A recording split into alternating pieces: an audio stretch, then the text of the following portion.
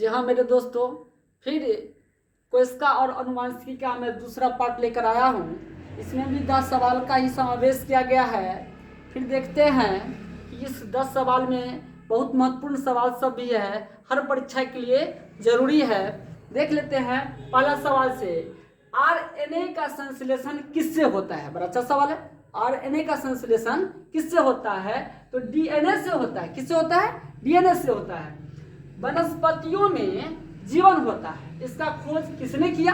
इसका खोज जेसी बोस, जगदीश चंद्र बोस ने किया। यह भारत के ही वैज्ञानिक थे। जगदीश चंद्र बोस ने किसका खोज किया? वनस्पतियों में जीवन होता है। सबसे पहले यही खोजे थे कि वनस्पतियों में जीवन होता है। फिर अगला सवाल है, कोशिका का शक्ति गृह किसको कहते हैं?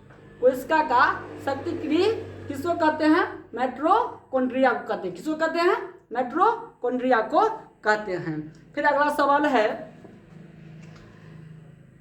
कोशिका के अध्ययन को क्या कहते हैं? कोशिका के अध्ययन को क्या कहते हैं?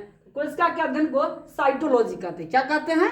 साइटोलॉजी कहते हैं। स्टेग कोशिका से, बड़ा अच्छा सवाल है, ध्यान से सुनिएगा। स्टेग कोशिकाओं से प्रयोगशाला में बनाया गया प्रथम अंग कौन सा है? प्रथम अंग कौन सा है? वो लीवर, जिसको यकृत कहते हैं, लीवर को बनाया गया। कोशिका में केंद्रक की खोज किसने किया? कि कोशिका में केंद्रक होती है तो किसने कहा? वह रॉबर्ट ब्राउन ने कहा। किसने कहा? रॉबर्ट ब्राउन ने कहा कोशिका में केंद्रक होती है। फिर अगला सवाल पर चलते हैं, जीवन की रचनात्मक एवं क्रियात्मक इकाई को क्या कहते हैं? जीवन के रचनात्मक और क्रियात्मक इकाई को क्या कहते हैं? सबसे छोटी इकाई जिससे शरीर का निर्माण होता है कहते हैं कोशिका के समूह को उत्तक कहते हैं, उत्तक के समूह को अंग कहते हैं, अंग के समूह को अंग तंत्र कहते हैं। कई अंग तंत्र मिलाकर एक शरीर का निर्माण होता है। तो सबसे छोटी इकाई कौन सी है?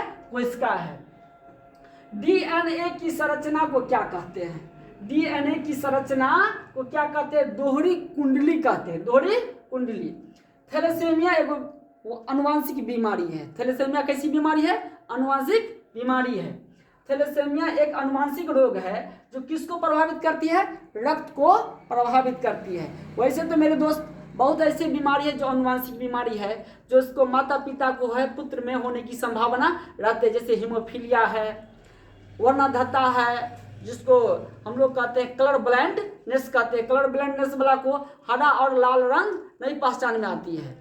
और इसी तरह से हीमोफीलिया है, जिसका अगर पैर हाथ कट जाए तो रक्त बहता रहेगा, बंद ही नहीं हो सकता है। वह हमारे महारानी एलिजाबेथ, ब्रिटेन की महारानी एलिजाबेथ मनराज घराना परिवार का बीमारी बताया जाता है। वैसे आम लोगों में ये नहीं बीमारी है, बड़े लोगों के परिवार में ही ये बीमारियां होती है, जो ब्रिटेन में है, महारानी के परिवार में ये बीमारी थी। फिर आगे चलते हम लोग, थैलेसेमिया तो हो गया, एक अनुवांशिक ही बीमारी है जो रक्त को इफेक्ट करती है। फिर अगला सवाल है, डीएनए फिंगरप्रिंट। डीएनए फिंगरप्रिंट कहाँ है? वह हैदराबाद में है। डीएनए फिंगरप्रिंट कहाँ है? हैदराबाद में स्थित है। फिर मेरे दोस्त कुछ ऐसे सवाल लेकर फिर हम अगले एपिसोड में आएंगे और बताएंगे कुछ महत्वपूर्ण सवाल के बारे में। जय हिंद मेरे दोस्तों।